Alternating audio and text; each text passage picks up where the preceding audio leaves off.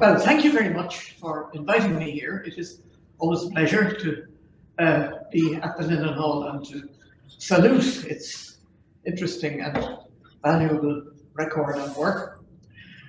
I am an accidental scholar of the works of Joseph Campbell, and I had been aware of his writings, I think, from childhood, because of his sheer popularity in the early 20th century of Campbell's poetry, the very considerable level of his reputation, which I think has become a little bit scuffed in the meantime, but not entirely. My mother, when she was at boarding school in the 1930s, was copying out poems of Campbell's into a big, thick notebook. So I had the sense that he was somebody that people owned and appreciated. He was, as you probably know, born in Belfast in 1879, was the son of a builder and road maker who got out of being in the business himself by way of a nervous breakdown, and then at a certain point was applying to for jobs and getting into the general atmosphere of the Irish revival of the very end of the 19th century. A cousin of his was Ethna Carberry, who, with Alice Milligan, founded the very fascinating journal, the Sean Van Vocht.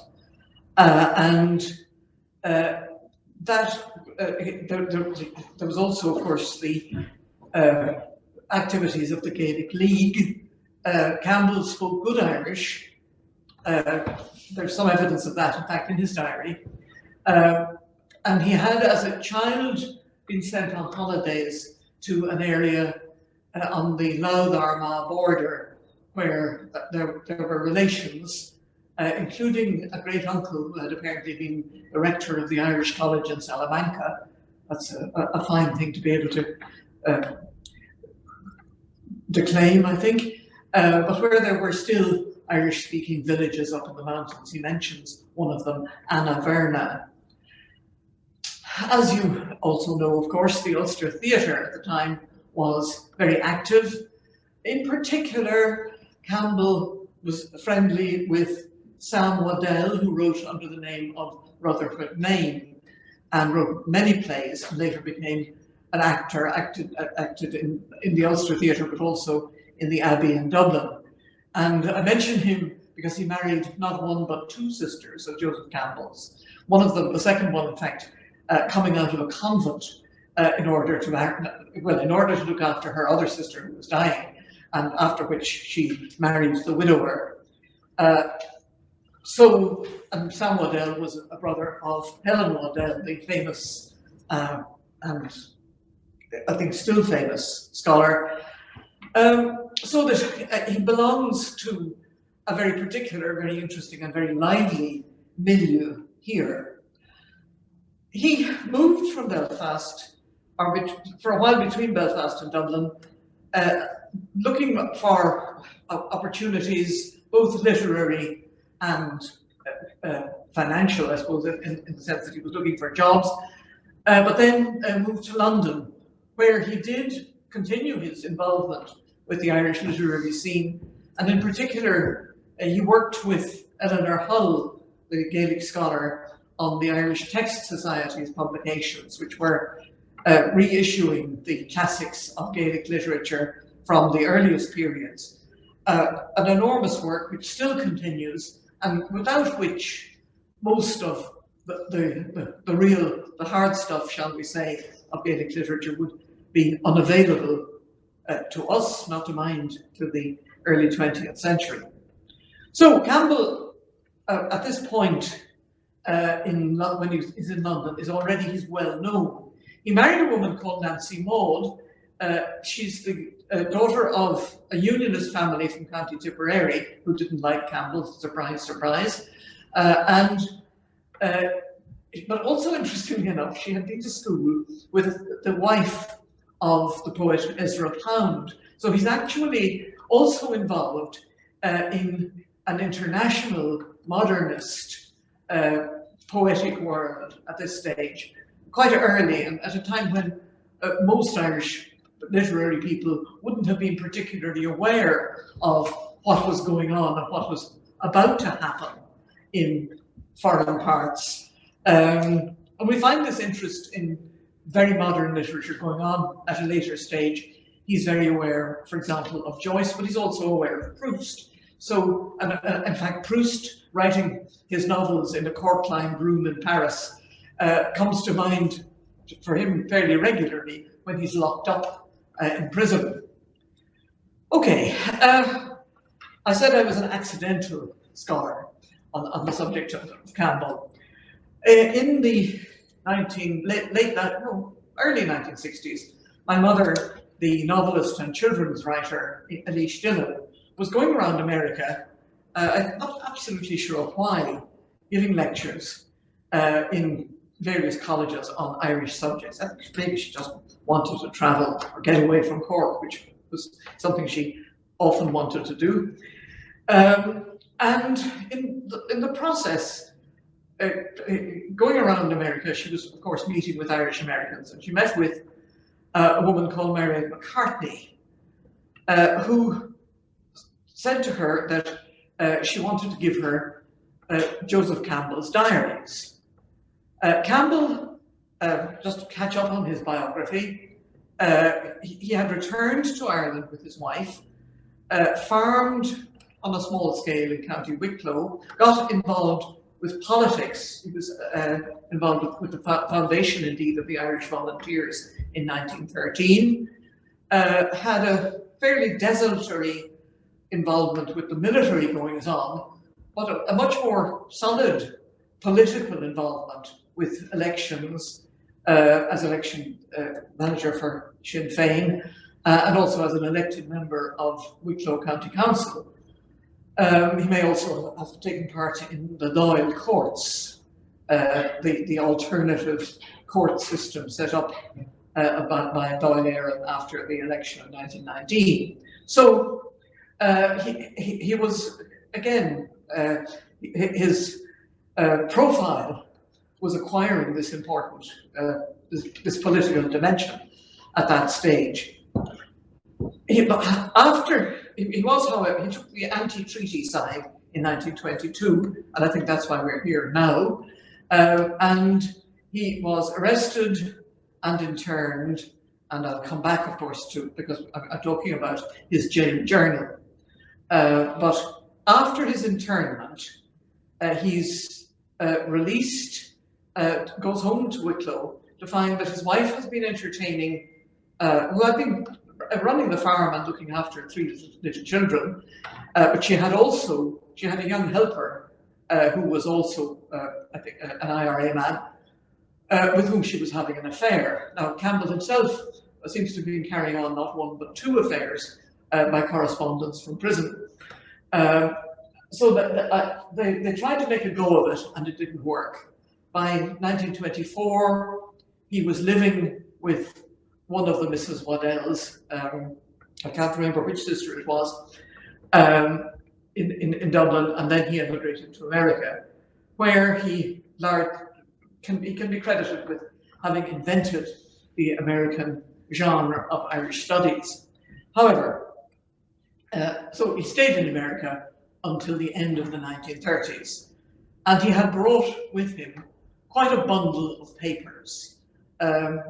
Of course, there were no baggage allowances on transatlantic boats at the time, so this was a possible thing. And he had left them, when he went back to Ireland, he had left these papers with this woman, Eiléan McCartney, who may have been a girlfriend.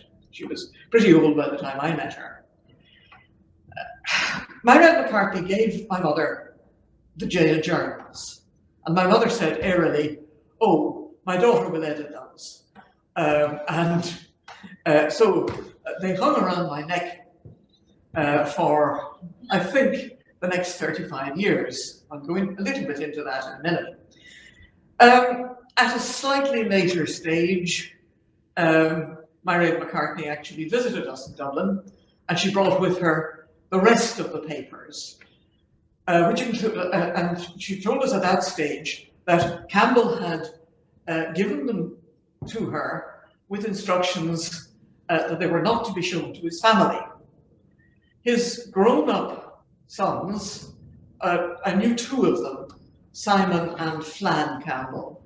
I knew Flann Campbell very well, actually, because he had been in college in Trinity with my stepfather. But they were by then grown up, and when I read them, when I went through the papers, they were very interesting. They contained many letters from Nancy Campbell, written when he was in prison, and describing what it was like to be running a farm in County Wicklow, when you'd have to be following the ass to Enniskerry on your bicycle if the preacher decided that he wasn't going to work that day. But there are also letters from other women, many of which are tedious and not particularly respectable. So other people's love letters are always quite tedious. Anyway, so I could see when I looked at these other papers why why Campbell hadn't wanted his family to see them.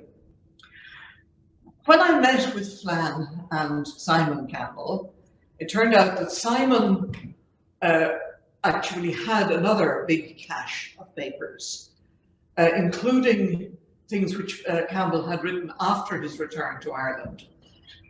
He came back in 1938, and he died early in 1944. Like his brother John, and like his son Flann, the one I knew, he seems to have died of a sudden massive heart attack. But both he and his brother were dead for a few days before they were found. Flann was with his wife. But there were papers which which had come to Simon, and with a bit of negotiations and rather slowly, we managed to get the two sets of papers reunited, and they are now in Trinity College Dublin, which seemed like a safe enough place to leave them, although I wish they had been catalogued properly, because they still haven't. So we have the physical papers, and my job, which I still hadn't managed to get really done, was to produce a published book. This was obviously what Campbell had wanted from the very beginning. He had thought about publication. He had thought about it becoming a kind of classic in a well-recognized genre, that of the jail journal, not only including things like John Mitchell and the Irish category of the jail journal, but he was also thinking of the prophet Ezekiel, as I was among the captives by the river of Cheddar. That's the title that he wanted to give it, as I was among the captives, and that's the title that it ultimately had. He thought of John Bunyan. He thought of Proust, as I mentioned. He wanted to produce a book, but what he had actually produced was this mass of interesting papers. In the 1970s, I must have had time on my hands because I did sit down and make a transcript on a typewriter I was handling this transcript yesterday in Trinity Library. You can see the ribbon getting older and older and older, if anybody has ever remembered using an old typewriter. But somehow or other, I did manage to transcribe everything that was in the diary papers. I set out to try to find a publisher, and I think I was carrying a sort of curse with me, because I interested Liam Miller of the Dublin Press, but then he suddenly decided to go out of business. There was a very interesting publishing enterprise called the Irish Writers Cooperative, founded in Dublin, and quite active in the early 1980s, publishing early works by, for example, Sebastian Barry, Desmond Hogan, my great friend Leland Bardwell, many others.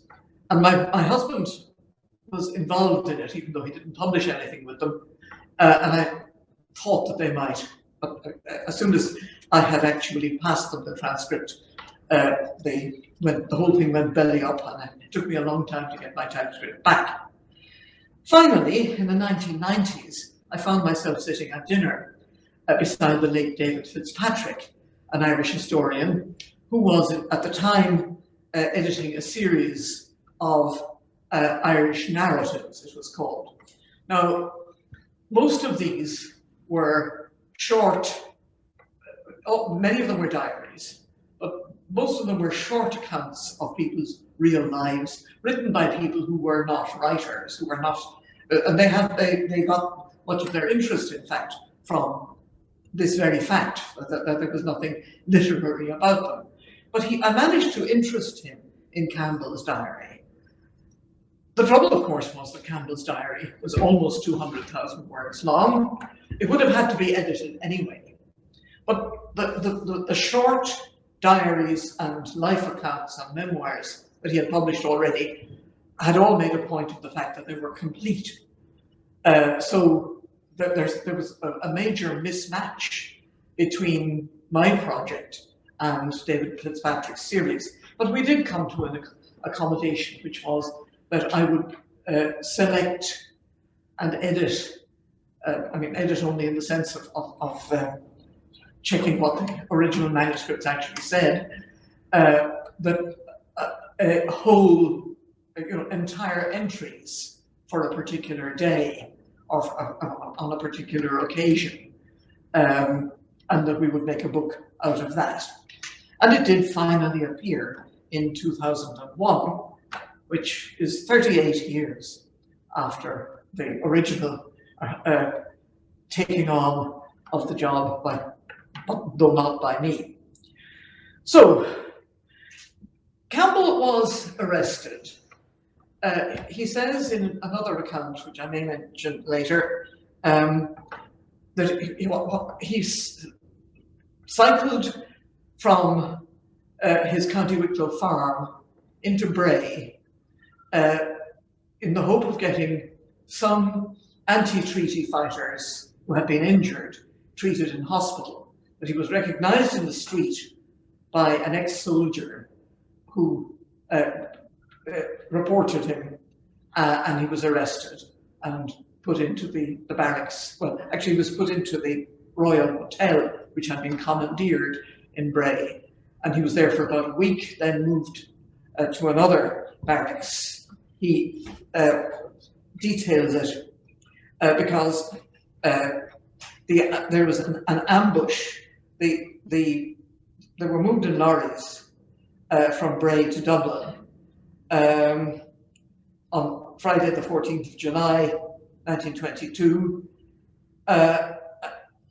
and this was the Free State lorries with the prisoners on board was actually ambushed by the IRA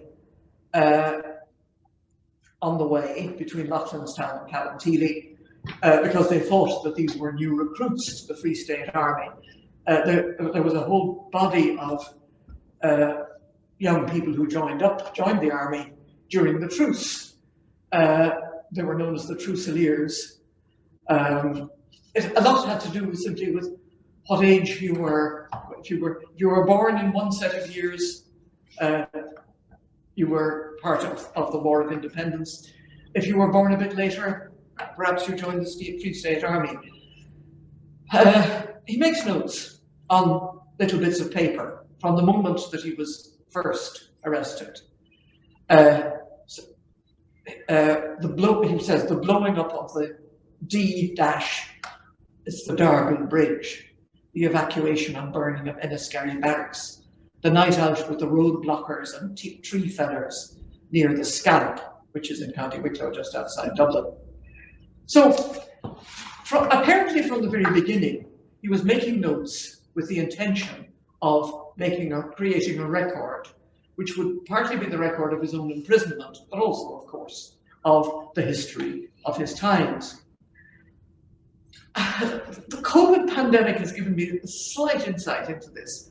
When something major is happening and you lose track of time, events like this, writing down the dates, suddenly seems to take on a bit of extra importance. Being in jail, an experience which I always expected to have, but I've never had so far. But it must be a bit like that. So what are the dates? I'll just come back to that date.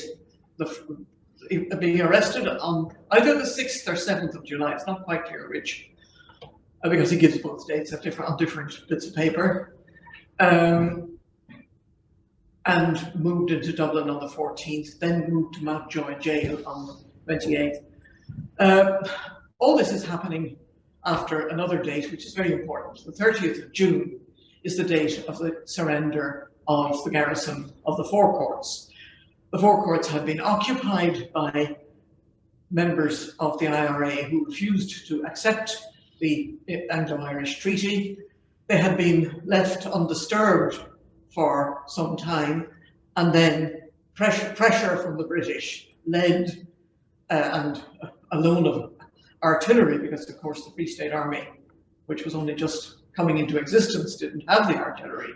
A loan of artillery from the British led to the bombarding of the four courts, with of course the destruction of so many of the records of Irish history from the very beginning. Well, from the Norman conquest onward anyway. And the killing of many people, the garrison surrendered on the 30th of June.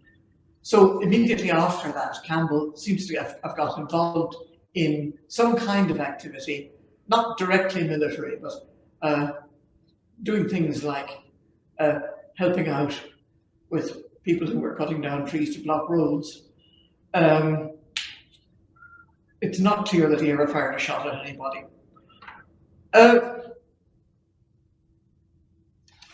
Interestingly, of course, all the split of the Civil War ran right down families. I know this because my grandparents were on different sides. And at one point, quite early in his imprisonment in Mountjoy, he gets a letter from his wife, who's been to a party. And she says, who was there? Gavin Duffy, who was actually a minister in the Free State government. And the Gogartys, wasn't I among the Free Staters? Oh, poor Oliver, he did seem glum. I believe he's fearfully better against the irregulars, and he'd hardly look at me. Mrs. was quite friendly in her conventional way. I believe he was very upset at probably Griffith, because there's a lot of dashes in Campbell's diary, but I think here what means here it must be Griffith and Michael Collins' death. And then they can hear no news from Renville at all. I think it may be burned. Everybody has had to leave that part, all those parasitical, big, rich folk. Nancy Campbell seems to have been, at this point, staying in the house, in a house that actually belonged to my great-grandparents, number 15 Marlborough Road in Dublin, which was lived in by Desmond Fitzgerald, who was also a minister in the Free State government, and his wife Mabel, and I don't think Garrett was yet born, but some of their older children. Mabel was a Republican, so was apparently heard to say, pass the butter, traitor, to her husband from time to time. They made it up. So it's a fairly fraught time in history, shall we say, and not only in Dublin, of course. Let's come back to I have these photoscraps of paper. Some of them are the forms in Mountjoy jail in which people would be, physical details about people would be filled in when they were admitted. These were the ordinary prisoners, the criminal class. they'd be stripped down. So, for example, there's a note saying whether or not they're circumcised. And Campbell is making his diary notes on the backs of these. Getting paper and notebooks wasn't so easy at that stage. Later on, things settle down. He starts to get books, and in fact, he spends a lot of time writing in extracts from books into his diary, which are not really relevant to our discussion. But the things he writes down are, at this stage, I think, very, very interesting. For example, especially when you put them sort of side by side, there's a gun battle, actually, within Mountjoy. Presumably, the Republican prisoners have got hold of arms from somewhere. And the next thing we're told is, word is brought in today that Scully's cat was lying dead in the yard with 4 revolver bullets in it, killed by the Free State Guard. Alas, for so bad an end to Scully's cat, how it used to lie on his bed, in the cell, on his back with his legs spread out, how he used to scrounge milk. There's a cat here, and fat meat for its dinner and breakfast. Cat fed first thing in the morning before Begley and he got up. How he'd shield it from the white-footed lady cat, Cotnagus Baum, the cat with the white feet. Its nights out in spite of all precautions. Alas, alas. 16th of November, cat not dead. Sleek, black, shiny, stretching on Joe Begley's bed. The white-footed female mate was shot. Saturday the 18th of November, serious news, 4 Republicans shot in Kilmainham. Saturday the 18th of November also, of news of the execution of Erskine Childers. So the excitement of the diary is there in the fact that things are being recalled, things that, well, I won't say that the survival of the cat is trivial exactly, but it is certainly a matter of, shall we say, private interest, compared with something like the execution of Erskine Childers and the gun battles within place. There's even more shock when people whom he has earlier referred to as being alive, and one of them actually as possibly writing the book himself, that's Rory O'Connor. He's said to be writing a book called The Book of Cells, which is obviously a joke. And then O'Connor, with 3 others, were executed on the morning of the 8th of December as a reprisal for the assassination of a Free State TD. So Mountjoy extras are, in their way, quite exciting. In February of the following year, there was a huge number of prisoners. There were 11,000 at one point, but many of them are being transferred to the Curragh camp. By now, the British Army has left, so there's plenty of space in the camps there.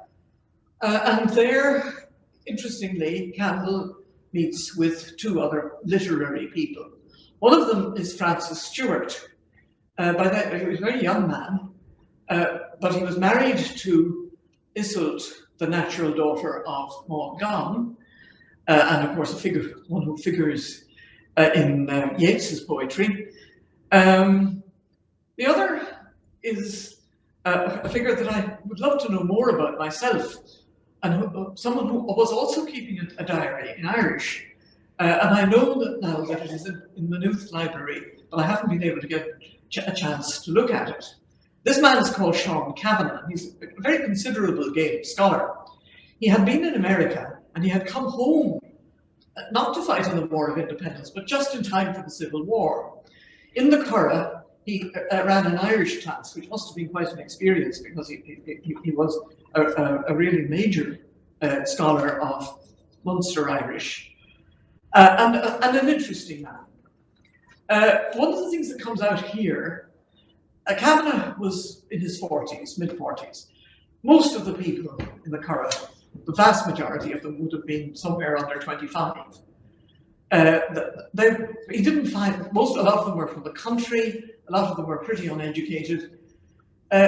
he now finds that it's not just people that he can talk to about books, but also people who've had a bit more of experience of life. Quite late on in the diary, there's a story that there's an account of a conversation with Sean Cavanaugh. They talk. One of the things that they're doing, not infrequently, is talking about sex. But then Cavanaugh comes up with this story. Did you ever hear of the rat in West Kerry that came every night and sucked the breast of a young married woman? Her husband did his best to banish it, went to the priest, said special prayers, but all to no purpose. The woman was a very good woman too. The people talked about it, but not openly. Nobody liked to about Don Quinn. At last, it became so bad that the husband sold out and bought a farm 40 miles away in the Killarney direction. But the rat followed them there. I don't know what became of the woman. We lost track of her when she left our part of the country. So, there's something strange news from the outside world, shall we say. Again, I suppose one could write about the animals, because there's quite a bit about race horses, because of being in the Curragh. They can see the horses being exercises. There are stories about that. There's also very serious stuff. In the autumn of 1923, there was a very ill-advised mass hunger strike, which Campbell describes. It's a very good description of the end of the hunger strike. Having been on the hunger strike for about 10 days, it's clear that it wasn't going to work. They weren't going to be released. They take a vote. Sean Cavanaugh told me he didn't vote. Neither did anybody else. Neither did, another man called Sean Keogh. I wasn't asked for my opinion before the strike was called. I'm not going to give it now after 10 days. It's simply a dodge to get the camp council out of trouble. Considerable relief all the same. About 4:30 p.m, a big rush towards the gate. Everybody going, carrying a mug. Some trying to conceal it, others going with bravado. Then here's a northern accent. My name was taken by this northern policeman. They're called PAs for Pauline Arab, military policemen. That's all right, Joe, very friendly. You will ask me, will I take a duck egg? He had a big green shelled egg in his hand. No, I'd rather have a hen egg. A duck's too strong. He broke it into the half mug of milk. In a whisper, the stock of his gun with crisscross engraving sticking out of the holster. Is Sean Cavanaugh coming out? I told him that he likely would. I went to the door of the hut. Well, here's luck. We'll be friends one day, I hope. I hope we will, said the northern PA. So, but of course, there's a small group of men who refuse to come off strike. And he ends by saying, I wouldn't like any of my friends to see me like that. Hunger strike, never again. If only he'd been right. He was keeping this diary, and it was known that he was keeping this diary. But it can be quite critical of his own side, not to mention the Irish nation at large. And so it was somewhat it was a somewhat dangerous thing to have. At one point, he's trying to get rid of it. Sean Cavanaugh comes in very excited and nervous. Give me that, he says, meaning the packet of manuscript. I gave it to him. It's gone, he said. Have you the other? I have, but it's broken up and distributed among my clothes. Make it up, I'll get it out tomorrow. But I've no sealing wax. I have some, Sheila's. Cavanaugh is also running affairs with various women outside. He came along with a receipt for the package. Certificate of posting a registered postal packet, Mrs. Campbell. Lacandara, Enniskerry, County Wicklow. But then he comes in again saying, Toshit Squilchach on Shul, they've actually gone out, he knows they've gone, and then they get the receipt saying that it's gone. So the physical diary itself sort of plays a part in the narrative. But the fact that he's writing it, the fact that he has to hide it, the fact that he doesn't want some of his own colleagues to see it. What happened to it afterwards? We know that he took it to America, and at certain points he seems to have rewritten some of it. There's one interesting description. There's a prisoner who's actually gone mad, or perhaps had problems before he was ever in prison. And at one point he does something something that makes the others uneasy. He simply moves his bed from one of the camp huts to another.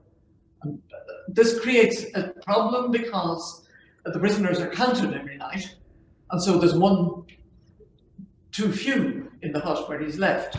And so there's a big carry on until they discover the person has actually moved. But the people in the hut that he's moved into are uneasy about him, don't want to be there with somebody who seems to be so unstable. And that seems to have been, he rewrote it at a later stage, and that's in with the rest of the diary. Even in the 1930s, he was adding things, because he describes in Mountjoy a guard shooting a pigeon. And then for some reason, in 1936, he makes notes at the time, he was reading Pepys's diary, which describes the Great Fire of London and how the pigeons were unwilling to leave their nests to get away from the fire, presumably because they had young ones in them. And he adds this in. So it's a sort of, he meant it for publication, but until it was published, it could never be completed. It never assumed a sort of final form. Another reason, perhaps why he was rewriting it, was that towards the end of the 1930s, de Valera's government was preparing, was going to give military pensions to people who had taken part in the War of Independence. Campbell applied for one, but didn't get it. But his application was among the papers that Simon Campbell had. And so he describes in much more measured language exactly what he had done in 1916, his later activities, and what had happened to him in the Civil War. Now, he was refused in 1942. I happen to know, because my own father was refused in the same year. My father put in his application again, and it was accepted. So people, like many another great benefit that you get by applying for it, there was a wave of refusals, and some people reapplied and were successful. So, since we're in a library, I'm talking about all this from the point of view of a physical manuscript. Even the paper it's written on, there are some respectable hardbound notebooks, but there are also some very scruffy bundles of odd sheets of paper, like the Mountjoy admission forms. It finally emerged as this rather slender book, as I was among the captives, as I said, in 2001. But the whole bundle and all the other letters are in the library in Trinity, if anybody was ever interested in pursuing them. Now, excuse this gesture of tapping my watch, but my son gave me a Fitbit, and that's the only way I can get it to tell me the time. But I think at this point I might stop. Would that be right? And see if there were any questions or comments. Plenty more I can say, but would anybody have any questions about Campbell himself? Or I don't necessarily know a great deal more. I suppose I could say that, yes, his poems, one of the literary friendships that he made, which was very lasting in fact, was with Austin Clarke, poet who lived well up towards the end of the well, up into the 80s, I think. And in 1963, Clark edited Campbell's poems, which had been published in these really very nice-looking collections by Mountjoy and other Dublin publishers in the early 20th century. 1907, I think, is the first one. 1917 is the date of the last collection, I think. But Clark in this volume included some prison poems and other poems which hadn't been published. Maybe I'll read the last poem of all, An Limina, written in his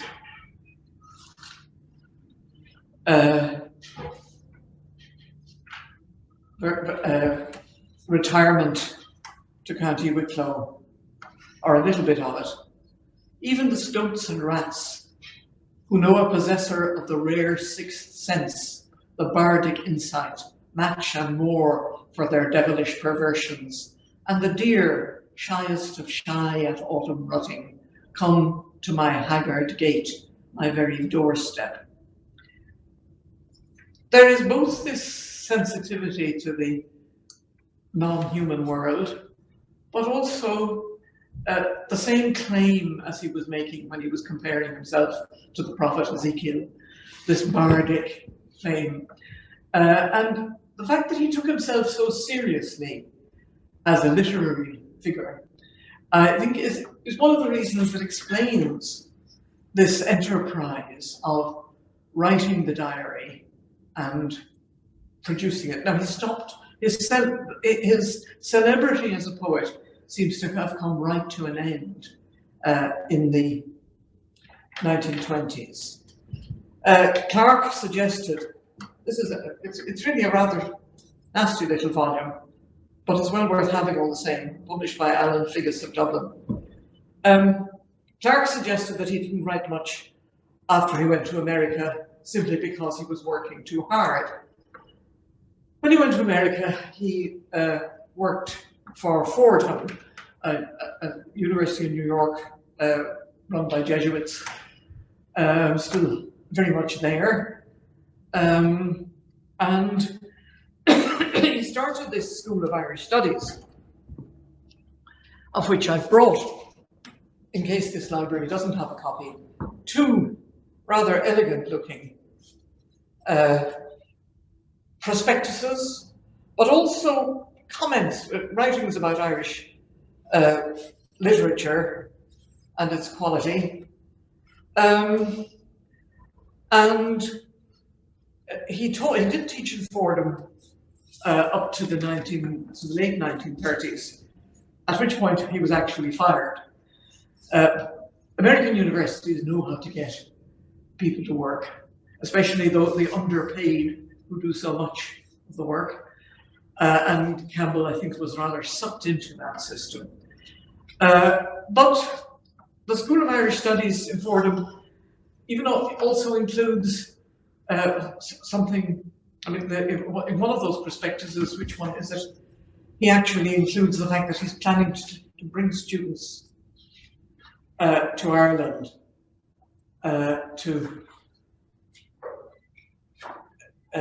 so that we, yes, culture travel in Ireland. So he's beginning yet another great tradition, the arrival of students. He's going to bring them to Killarney, Glendalough, the Boyne Valley, Owen Macha, and the Horse Show, as well as the Abbey Theatre. So something that we might think of as being very much a post-World War II phenomenon was at least planned. I don't know if he ever actually did bring American students to Ireland, but he did try. Okay, shall I stop there, or does anybody feel I should. Is there something I haven't said enough about? Yes? May I just ask about his poetry nowadays? Do you feel, I'm surprised there hasn't been more of a revival interest in it. And what is stopping that, do you think? Fashion. I think that poetry, as it happens, I was at a conference on Pádraig Colum not that long ago. Colum was a friend and contemporary. And I think that poetry, which with its strong folklore element, rural, an authentic connection to the Irish language, not a pretend one, was out of fashion, but I think may well be going to get more attention.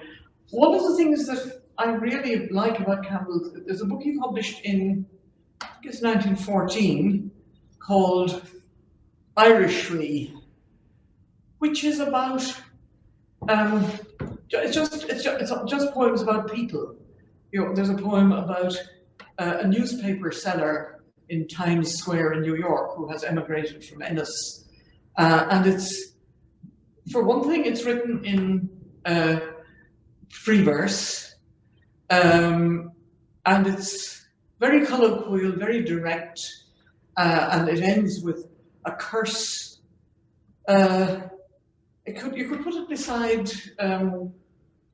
what's that Christmas song they play every Christmas about an Irish immigrant in New York? Fairy Tale of New York. Fairy Tale of New York. You could.